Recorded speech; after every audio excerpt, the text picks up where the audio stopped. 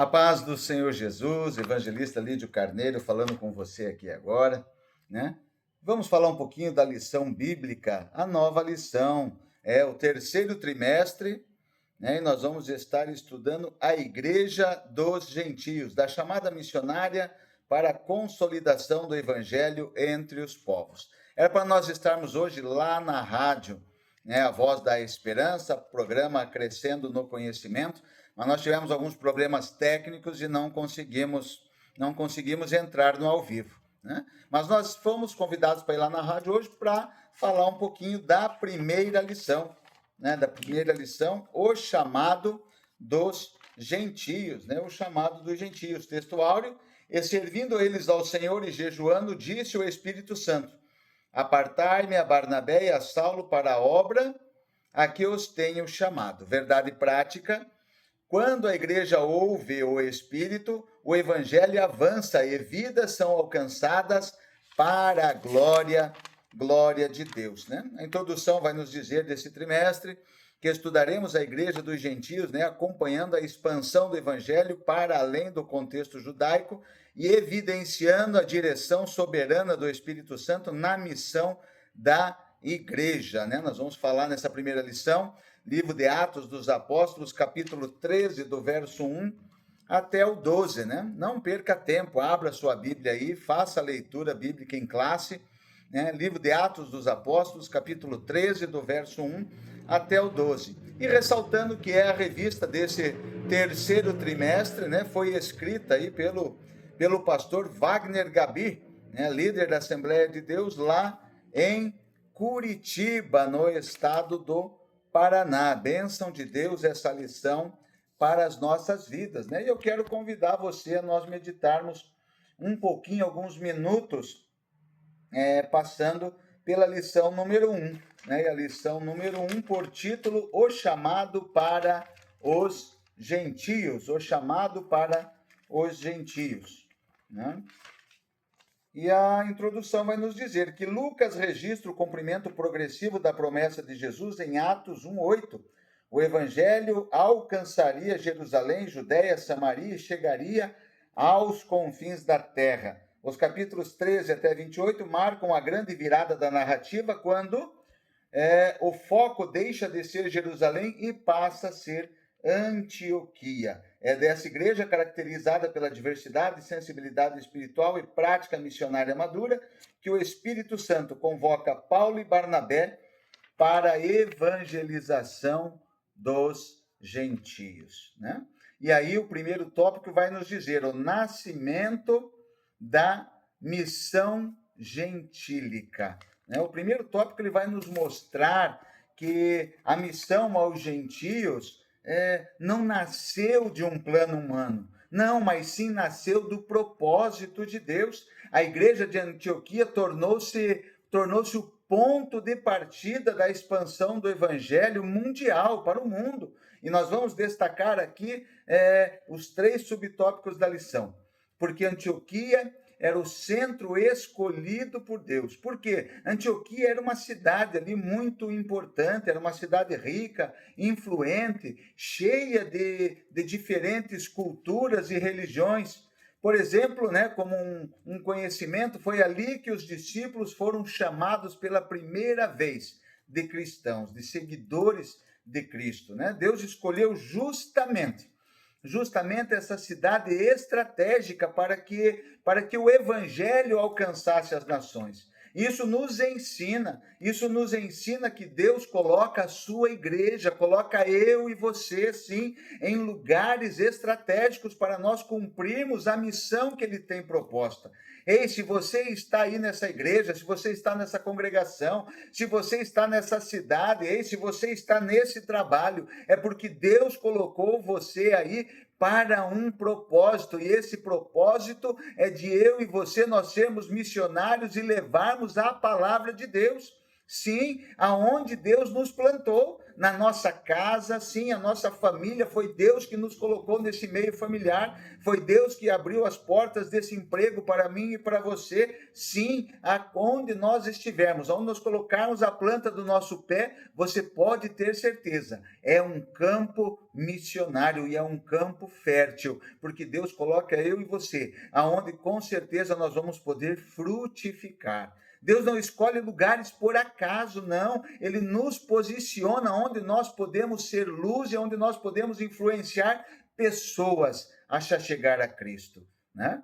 No segundo tópico vai dizer que tinham naquela igreja, naquela cidade, profetas e doutores servindo ao Senhor. Sim, a igreja de Antioquia possuía, tinha lá líderes e pessoas comprometidas com o evangelho, comprometidas com Deus. Eles serviam ao Senhor, eles oravam, eles jejuavam, eles buscavam a direção do Espírito Santo. E foi nesse ambiente de comunhão e consagração que o Espírito Santo falou: separai-me a Barnabé e a Saulo para uma obra que Deus tinha colocado no seu coração e que eles iriam cumprir. Nós aprendemos aqui que a voz de Deus é percebida por uma igreja que realmente vive em adoração, por uma igreja que realmente vive em oração, por uma igreja que tem sensibilidade espiritual.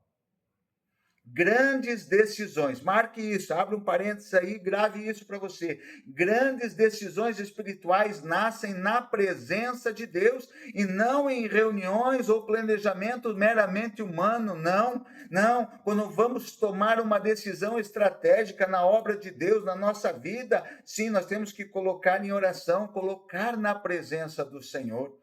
E foi assim que foi separado Paulo e Barnabé. Foi o Espírito Santo que escolheu eles, Paulo e Barnabé, para uma missão específica, levar o evangelho aos gentios. A igreja não apenas ouviu a voz de Deus, não, mas a igreja obedeceu. Depois de orar, depois de jejuar, depois de colocar as mãos sobre eles, enviou os seus melhores obreiros. Mas melhores obreiros, por quê? Porque eles falavam bem, porque eles eram destemidos, porque estavam cheios de Espírito Santo de Deus e porque foi Deus que escolheu. Você pode ter certeza e você acha que de repente você não tem capacidade, você não sabe falar, você não é eloquente, você não tem tanto conhecimento, mas pode ter certeza de que se Deus escolheu a sua vida, você vai ser o melhor aonde você está, você vai ser o melhor missionário dentro da sua casa, você vai ser o melhor missionário dentro do seu ambiente de trabalho, no meio da sociedade onde você vive. E isso mostra que a obra missionária exige obediência da nossa parte, exige desprendimento e, principalmente, exige compromisso daqueles que dizem que vão fazer a obra de Deus. Uma igreja saudável não apenas recebe pessoas, não. Uma igreja saudável também envia pessoas para cumprir o propósito missionário, o propósito de Deus, que é ganhar almas. A própria Bíblia vai dizer de que vale o homem ganhar o mundo inteiro e perder a sua alma. Todos nós somos chamados a participar da missão. Sim, alguns são chamados para ir, alguns são chamados para sustentar, alguns são chamados para orar, alguns são chamados para incentivar. O nascimento da missão gentílica revela que Deus prepara lugares estratégicos, Deus fala uma igreja consagrada, Deus chama e envia pessoas para alcançar aqueles que ainda não têm o conhecimento de Cristo. Assim como Antioquia foi uma base missionária, que a nossa igreja, que a nossa congregação também seja um lugar onde o Espírito Santo encontra corações dispostos a obedecer o seu chamado e a levar o evangelho até os confins da terra. O Espírito Santo e a obra missionária é o nosso segundo tópico. O segundo tópico da lição nos ensina uma verdade fundamental, porque a missão da igreja não é dirigida pelo pastor ou pelo presbítero, pelo líder de missão, não, pelo presidente nacional de missões, não. A missão é dirigida pelo Espírito Santo de Deus. O crescimento do evangelho não aconteceu por causa da capacidade humana de Paulo, ou de Pedro, ou de Barnabé, não. Mas o crescimento do evangelho aconteceu pela ação sobrenatural do Espírito Santo de Deus. O Espírito conduz a missão. O livro de Atos, nós podemos dizer que ele é conhecido e ele deve ser conhecido como o livro dos Atos do Espírito Santo, porque sem o Espírito Santo, os apóstolos, aqueles homens não fariam nada, eles não teriam conseguido, eles não teriam a mínima chance de ter sucesso na sua pregação se não fosse o Espírito Santo. É o Espírito Santo é quem chama, é o Espírito Santo é quem inspira, é o Espírito Santo que separa e envia os missionários. A missão de Paulo e Barnabé não foi fruto de uma ideia humana, não. O Espírito Santo disse: separa Paulo e Barnabé para uma obra que tenho chamado. Antes de agir, a igreja, nós precisamos buscar a direção de Deus. Quando nós seguimos a direção do Espírito Santo, a sua orientação, nós caminhamos dentro da sua vontade e o nome do Senhor vai ser glorificado.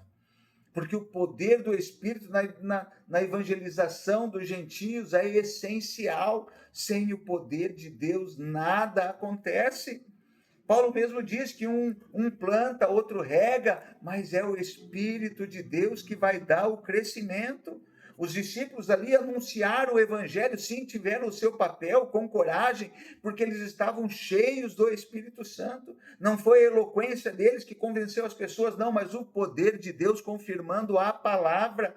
O Espírito Santo fortaleceu Paulo, sim, diante das perseguições, deu discernimento para enfrentar falso profeta lá, Elimas, sim, e abriu o coração de muitos para receberem a palavra de Deus, a mensagem de Cristo.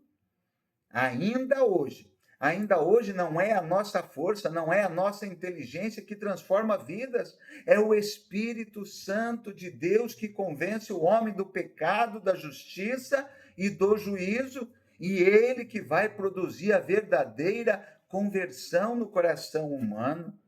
E isso, existem várias evidências, sim. Durante a primeira viagem missionária, nós vemos claramente a atuação do Espírito Santo, estão nos anais da história, portas foram abertas para a pregação, pessoas foram salvas, igrejas foram estabelecidas, mesmo diante de oposição e perseguições, o Evangelho continuou avançando. Isso nos mostra que nenhuma dificuldade pode impedir o propósito de Deus quando o Espírito Santo de Deus está conduzindo a sua obra. Isso nós temos que aplicar nas nossas vidas. Vai ter dificuldade, vai ter desafios, vão ter rejeições, vai ter lutas, mas a missão pertence a Deus. Quem chamou é o mesmo que fortalece, é o mesmo que sustenta, é o mesmo que garante que a sua palavra vai produzir frutos. O segundo tópico dessa lição nos ensina que o Espírito Santo é o verdadeiro protagonista da obra missionária. Ele chama, ele capacita, ele dirige, ele confirma o envio e ele confirma a pregação da palavra no coração daqueles que ouvem. Que nós possamos depender cada vez mais do Espírito Santo, entendendo que a eficácia da obra não depende de nós, mas da ação do Espírito Santo, mas também que nós devemos fazer a nossa parte como vasos, de nós irmos e levarmos a palavra de Deus, obedecermos o ID de Jesus, porque a igreja é uma agência missionária, é o nosso terceiro tópico. Depois de mostrar que o Espírito Santo chama e dirige a obra missionária, a lição vem destacar para nós que a igreja é um instrumento que Deus usa para enviar os missionários. Antioquia tornou-se um modelo para todas as igrejas, sim, porque era uma igreja que ouve a voz de Deus. A igreja de Antioquia não era apenas uma igreja organizada, não, mas era uma igreja que buscava a Deus em oração, em jejum, em adoração constante ao Senhor. Por isso ela conseguiu discernir a voz do Espírito Santo. Uma igreja missionária não a vive apenas de eventos, não, mas de uma extrema comunhão com Deus. Antes de agir, essa igreja, ela procura saber qual é a vontade do Senhor.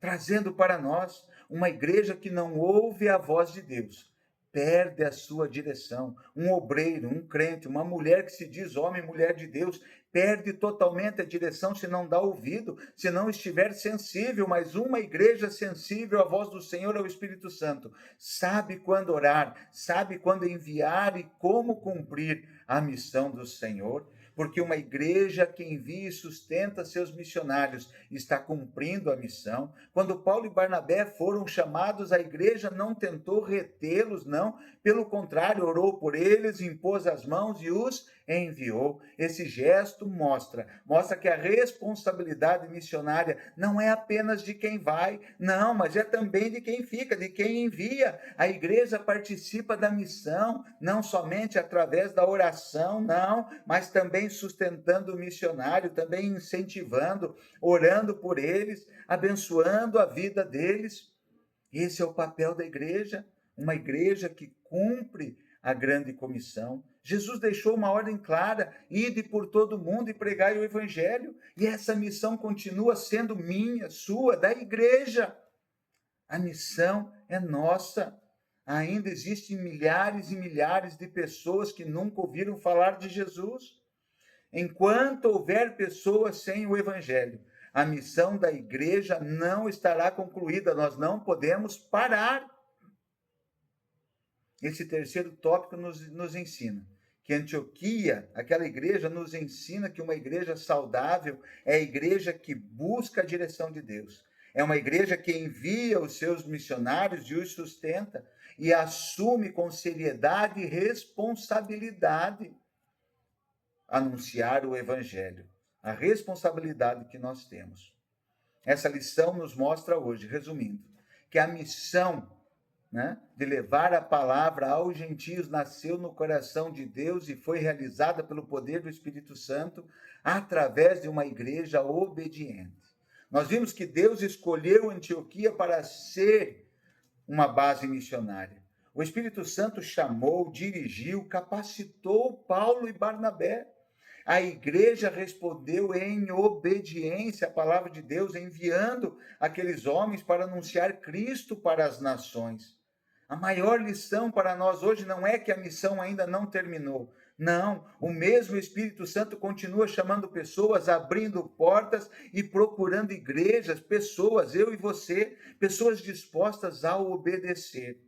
Como igreja e como cristãos, nós devemos todos os dias nos perguntar. Pergunte-se para você agora: será que eu tenho ouvido a voz de Deus?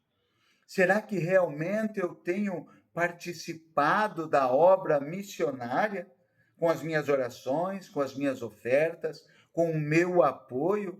Será que eu estou disposto a dizer: eis-me aqui, Senhor, usa-me? De repente não é envia-me a mim, não, mas usa-me para que outros conheçam a Cristo dentro das minhas forças, dentro das minhas capacidades, dentro das minhas condições financeiras.